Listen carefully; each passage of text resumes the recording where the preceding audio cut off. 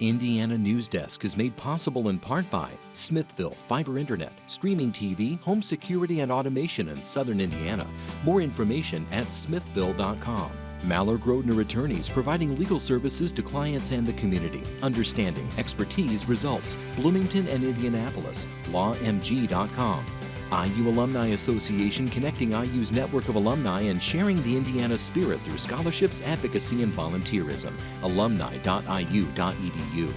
IU Center for Rural Engagement, extending IU Bloomington resources to improve Hoosier lives in partnership with communities and organizations. Rural.indiana.edu. And by WTIU members. Thank you. Coming up on Indiana Newsdesk. Gathering to say goodbye to loved ones is impossible during the governor's stay-at-home order. Ahead, how the pandemic is affecting funerals and memorial services. But nothing compares to this.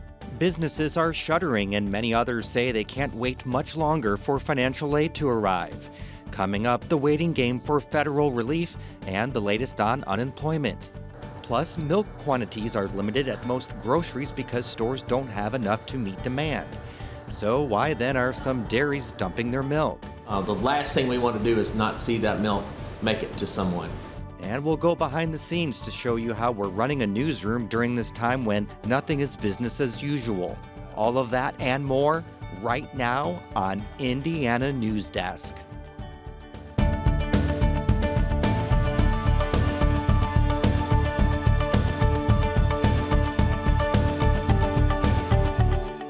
Welcome to Indiana Newsdesk. I'm Joe Wren. State health officials say the worst of coronavirus is still yet to come, but it won't be as bad as originally projected. Which is the result of all the very strict guidelines and actually, you know, the requirements that we've had for social distancing in this state. The governor and state health commissioner agreed this week that efforts to flatten the curve are working. Instead of the virus peak happening this week, it's now expected to happen in early May. But what we don't want to do is come up short or relax at the wrong time and then see another wave come back. Governor Holcomb announced yesterday he's working with 6 other Midwestern states to decide when to reopen the economy. As coronavirus death totals increase and states, counties, and cities continue extending their stay-at-home orders, funeral homes have found themselves in a tough spot trying to help people say goodbye to loved ones. Mitch Legan reports on how funeral homes are handling this unprecedented situation. Todd Walton has been working in the funeral business for nearly his entire life. I actually started in the funeral business when I was 16 as a part-time job, so this is my 30th year. Now the director of funeral homes in Spencer, Linton, and Worthington, Walton has spent the last 30 years in funeral service, and he's never seen anything like this before. The pig flu. I remember when that first arose and people had passed from it too. And that was the biggest scare I think we had as far as any kind of a disease compared to this today, but nothing compares to this. Last week, Governor Eric Holcomb extended his order for all Hoosiers to stay in their homes except for essential business until the end of April. Part of that order limits gatherings in the state to 10 people or fewer, which means Weston Parish and Pedigo Funeral Home in Spencer has been quieter than usual recently. In fact, a pair of funerals in Albany, Georgia a few weeks back has turned that city into one of the U.S.'s coronavirus hotspots. All this led one of our viewers to ask, what happens with funerals now? We're able to hold services, as I mentioned, with 10 people or fewer. So it is a gathering. We can have a service and honor a life, but it just looks different than it did 3 months ago. That means people like Steve Wolfgang, who recently lost his mother Jean, will have funerals with just a couple of close family members present. When my dad died, they were known as a couple. You saw them together. They were married 68 years. We filled, for his memorial service, the largest room that Flannery Buchanan had was filled. They had to set out more chairs. I would guess in excess of 100 people. So for Mom, we're down to 10 people. Wolfgang says normally the 10-person cap would create difficulty deciding who could go. But restrictions on travel across the country almost made the decision easy. My brother lives in Portland, Oregon, and they are not going to be able to travel. My sister lives in Louisville, but even though that's 100 miles away, the governor of the Commonwealth has said if you leave the state, you're going to be put in quarantine when you return. And if losing a loved one during the coronavirus pandemic isn't enough, that 10-person limit includes funeral staff. Wolfgang says counting himself, there were just a handful of people at his mother's funeral in Indy last week. We had a service in our Linton Funeral Home, and we had to make sure that only 10 people were in the building. I actually, one of my funeral directors was running that service, so I stepped out during the funeral so one more person could come in, and I stayed outside. With all these constraints, funeral directors and attendees are coming up with ways to share the experience with more people. They might be off in a distance at a cemetery, I guess, if they show up, but we're doing everything we can to keep under those guidelines to protect the public health and try to take good care of people. And one of the nice things we do, and I thank God that we did this last year, we put in the capability to webcast. That's what the Wolfgangs did. There will be a time, I hope after all of these restrictions are lifted, we can come together for a memorial service and share our memories. But right now we're focused on the promise of eternal life as John describes it in 1 John chapter 2. Funeral directors like Walton and Smith say they understand no text message or live stream can take the place of being there in person. So we just keep looking for creative solutions such as live streaming. We have a program that we just started here at our funeral home called Hugs from Home, where people can get online and leave a note to the family that we will print and put out for them at the funeral service to make them feel like those people are there with them as well. Many families, including the Wolfgangs, are choosing to have smaller, more intimate gatherings now and opting for a memorial service or celebration of life down the road. It's just not the same, no question. Both Walton and Smith agree that the situation is less than ideal, but 10-person funerals will be the norm for the foreseeable future. And unfortunately, odds are there will be more of them in the coming weeks. For Indiana Newsdesk, I'm Mitch Legan. Officials say it's unlikely COVID-19 will be passed from the deceased to the living. Funeral directors like Walton and Smith say preparing bodies now isn't much different because they always treat somebody like they have something. As cases of COVID-19 rise in Indiana, older adults are especially at risk of falling ill or dying from the infection. Benta Boutier reports nearly 15% of Indiana's COVID-19 deaths are from long-term care facilities or nursing homes. Box says nursing and long-term care facilities are designed to be tight-knit. Because of this, the state health department expects more reported cases in days to come.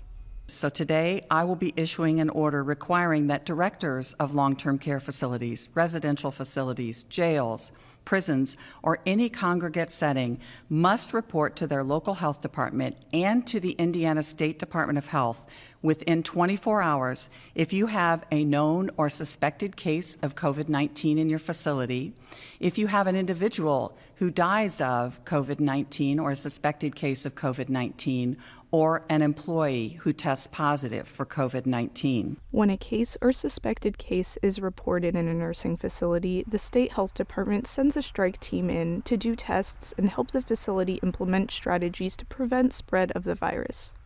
Dr. Kathleen Unroe specializes in geriatric care as a Regan Street Institute research scientist and IU School of Medicine faculty member. In mid-March, she helped produce a list of best practices for treating adults with COVID-19.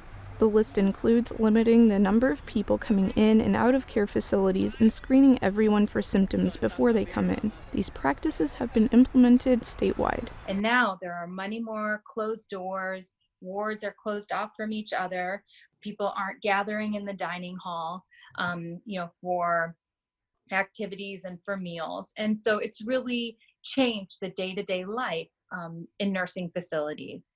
Unroe recommends that people with elder relatives who require care or assistance start considering potential plans for care, should the relative or their caretaker fall ill. For Indiana Newsdesk, I'm Benta Boutier. Nearly 500,000 Hoosiers have filed for unemployment in the last month. The surge in unemployment is the largest we've ever seen since the Department of Labor started tracking numbers in the 1960s. Our workforce development reporter Justin Hicks has been covering the economic effects of the coronavirus pandemic, and he joins us now from South Bend. Hi, Justin. Thanks for being with us today. We see the federal government is trying to provide relief for more workers, but when will that actually get to Hoosiers? Sure. So in terms of eligibility, a lot of that relief is here in the sense that it has opened up sort of the floodgates for more people to be eligible. So if you are staying home, taking care of kids, taking care of someone who is sick with COVID-19, or if you've just lost work in any way, shape, or form, most of those people are now eligible. Now, in terms of actually getting that money, though, if you want to get the extra $600 per week that the federal government has allotted, DWD said actually yesterday they will start making those payments as soon as possible, so probably starting Monday-ish.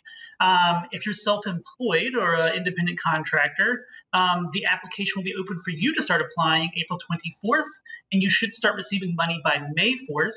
And then also built into this, there's an extension of 13 weeks extra that you can get for unemployment. DWD is working on that. There's no timeline quite yet on when that's going to be available, but they're working on that. Justin, after all this record-breaking increases in unemployment, is it starting to kind of level off now? A little bit. I mean, we're still in record-breaking numbers. I mean, to be clear, I think the highest number that we saw was about 140,000. This past week, we're down to 118,000 claims, and these are initial claims. So it's leveling off a little bit, but, just to say, these are still gigantic numbers. I know you touched on this a little bit, but can you get into a little bit more about who is eligible for benefits? Sure, yeah. So when it comes to eligibility, in the past, you had to be sort of ready, able, and willing to work. So if someone offered you a full-time job, you had to take it. That was sort of how unemployment worked. You couldn't just say, well, that job doesn't, it's not the best job. I don't want that job. But now, because of COVID-19, they obviously know that you can't go out and search for work.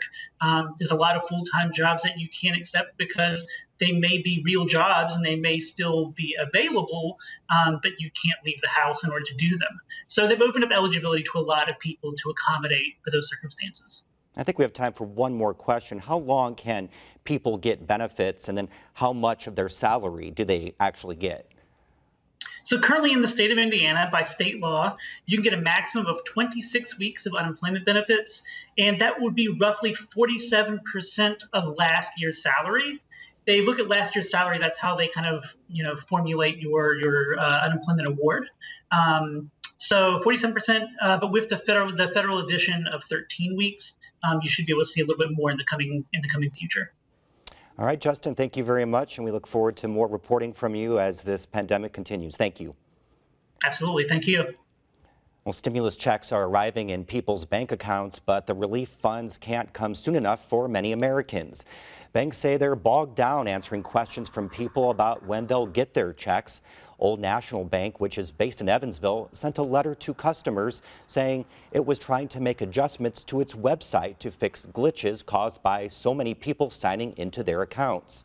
The IRS began depositing the check Saturday, and it will continue in waves for the next 2 weeks.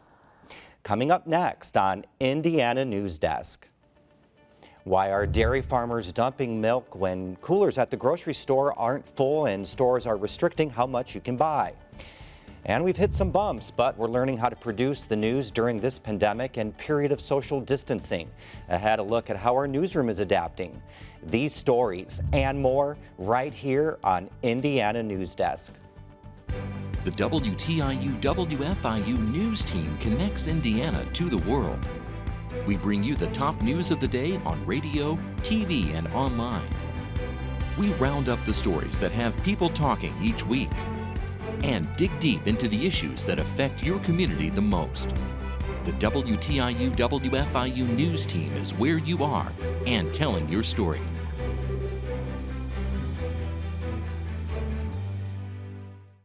In a time of change, where can you find in-depth reporting and thoughtful analysis? Washington Week on PBS. Join moderator Robert Costa. When I was at the Capitol this week, I encountered the same. And a panel of award-winning journalists. You're seeing a divided nation, and you're seeing. For insights and perspective. Tonight there was a key development in the Senate. You won't find anywhere else. What a week. Washington Week.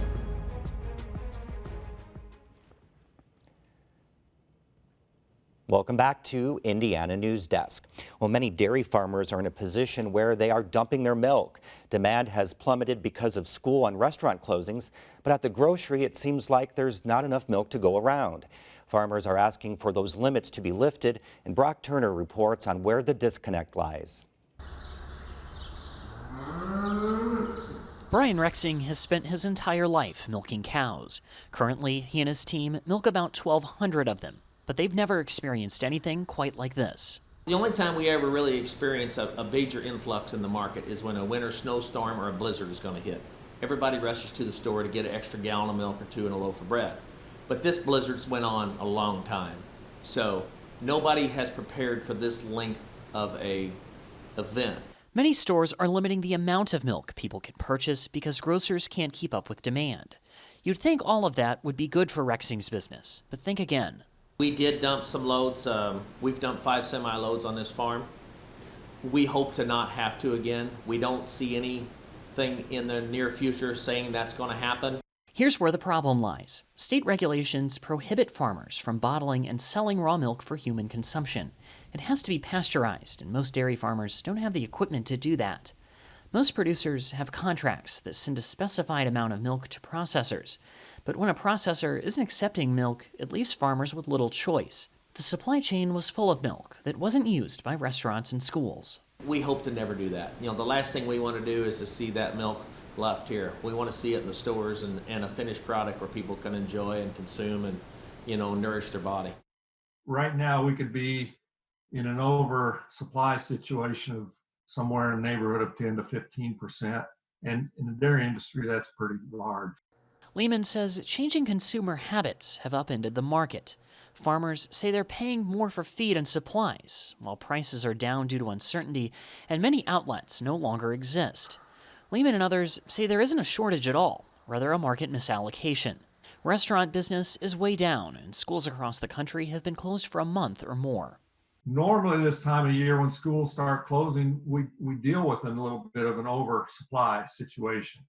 But, it come on suddenly, it come on when it wasn't expected. So you also have a lot of those milk cartons sitting in warehouses that have been just packaged, filled and packaged, ready to get on delivery truck, and the schools closed down and they're not needed.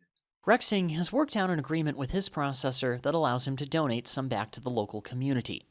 Today, his wife and daughter went to a local butcher shop to give a free gallon to today's first 100 customers.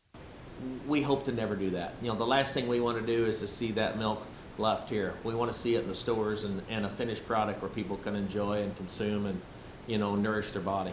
And it's been a tough time for the dairy industry. Since 1997, 2 out of every 3 Indiana dairy farms have closed. That's a trend that mirrors national numbers. Farmers were optimistic 2020 would be better, but then coronavirus entered. We went from looking at a really good year to completely tanking in probably a 3-week period. While both worry about the economic impact this will have on fellow producers, they remain optimistic. Dairy farmers have seen a lot over the past 5 years, and they know coronavirus is forcing everyone to adapt. In time, Rexing believes this will make everyone stronger. I do know we've had a rough go for a few years, and we were getting on top of that. We were just kind of climbing that mountain and getting back on top, and this was a gut punch. It really was. And we'll make it. We'll survive. We'll get through it. I want to pass this farm on to the next generation, and what doesn't break you'll make you stronger. For Indiana Newsdesk, I'm Brock Turner. The coronavirus pandemic has spiked the demand for food pantries. Ethan Burks joins us from Ellettsville, where the increase in need and decline in donations has created a perfect storm. Here at the Trinity Church in Ellettsville, people line up in their cars every Monday, Tuesday, Wednesday, and Saturday to get food. Food Pantry 279 sets up a curbside pickup system where they can come get food from 3 to 6 p.m. Food Pantry 279 is a great resource for people who need a little extra grocery help during the week. But now, during the current coronavirus pandemic, the number of customers has doubled. On a normal Wednesday, which is our busiest day, we serve between 220 and about 300 on a really busy day. We're serving about 600 on a Wednesday now. That was Pantry Director Cindy Chavez. She says it's no longer the usual crowd who come by. Straight up 50% of the people we're seeing right now have never used a pantry in their lifetime. Chavez says it's disheartening to see more people using the service. She said the pandemic has brought in a new client mix of grad students, retail workers, and business professionals. They're hitting these food pantries for the first time in their lives. They're scared. They don't know what to do. They're confused. They feel bad. They're embarrassed. They don't want to be here, but they've got kids at home that need to eat. With more patrons, the pantry requested help from the National Guard to pass out food. The pantry uses a drive-through system to limit contact with customers. Volunteers and soldiers are equipped with masks and gloves to be safe. Oh, they're wonderful. They are helping so much. Chavez says they keep the staff down to 7 to 10 of the same people to lower the chances of cross-contagion. She says the pantry will continue this system as long as the community needs it. For Indiana Newsdesk, I'm Ethan Burks. Newsrooms are very collaborative places. Our newsroom likely more so than the average because when we report a story, we're usually doing it for 4 platforms: radio, TV, web, and social media. And of course, there's a lot of technology and equipment involved. We have cameras, audio recorders, green screens, soundproof studios, and more. A few weeks ago, we would have thought it impossible to continue our work remotely, but a crisis situation forces creativity. Our News Bureau Chief Sarah Whitmire compiled this behind-the-scenes look at how our news team is continuing to cover the news during the pandemic. And after I get my coffee, I go upstairs to my office, which is actually in my closet because the sound quality there is better. In the mornings, there's a lot that has to happen really quickly. I write and produce and edit the newscast. It's Thursday, April 16th. At 7:01, the news is next. Fox says a greater number of tests per capita are being administered in that portion of the state in hopes of slowing the spread of the illness. I operate solo until 9 a.m. That's when we all convene for our morning meeting on Zoom. All right, Mitch Legan. Okay, I wrote up my funeral script yesterday. I'm going to take one final look at that. Well done. So most weeks I'm on the lead story for Indiana Newsdesk. I've got my setup right here, got coffee and my laptop. That's about all I need. Hello, Jan. How are you doing? I'm Mitch. This is the newsroom. Thank you very much for taking my call. Throughout the day, there is constant conversation. We've learned the importance of over-communication when we're so spread out. Slack is our lifeline. It's how the team communicates. We're live on Facebook with Mayor John Hamilton from Bloomington. This is our weekly spot. We are doing fewer shoots in person. We're relying more on the video platform Zoom and Skype for interviews, and then we're using a lot more file footage for video.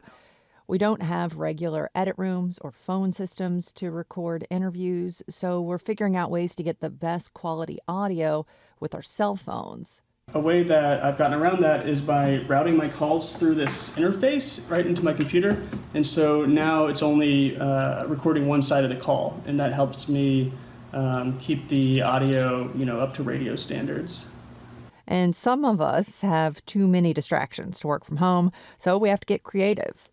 So right now I'm in my driveway in my vehicle, and I come out here to record all of my interviews with this piece of equipment here, and to record all of my radio spots because my coworkers tend to be a little bit loud. One of the more complicated things has been taking our nightly television newscasts from here to someone's home. There's a lot of equipment, cameras, lights, mics, and different technology involved.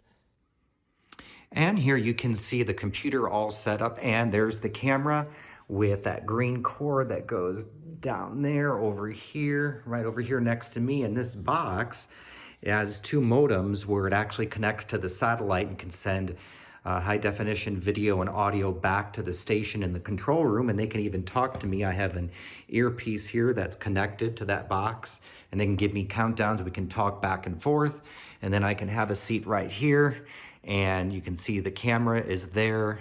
I use my computer as we call a teleprompter, and then I can use the mouse to move the text and give you the news. Okay, hey, we got meters. That's always a good sign. The Noon Edition studio is empty, but we know a talk show is a really good format right now. Imagine 2 hosts, 3 guests, and a producer, engineers, and a radio board op being in at least 7 different locations, using Zoom and Google Hangouts and cell phones for the show. In Indiana Newsdesk, we work to provide information and context. We're working with a skeleton crew. There are fewer cameras, no expert guests in the studio. We're going to continue to do our best for as long as it takes to cover this story. Sign up for our daily coronavirus newsletter if you want to make sure you don't miss anything. And we're always evaluating our coverage and critiquing our stories. If you have feedback to share, reach out to me at sarahwitt@indiana.edu. That's the end of this program, but our work continues online as we bring you new information about the coronavirus in Indiana 24/7 at WTIUnews.org. Stay safe. Have a great weekend.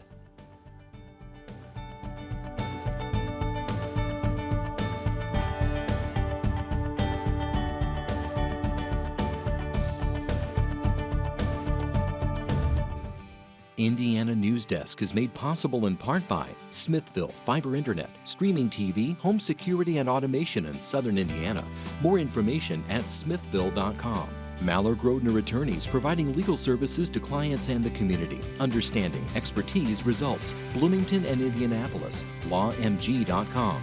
IU Alumni Association connecting IU's network of alumni and sharing the Indiana spirit through scholarships, advocacy, and volunteerism. Alumni.iu.edu.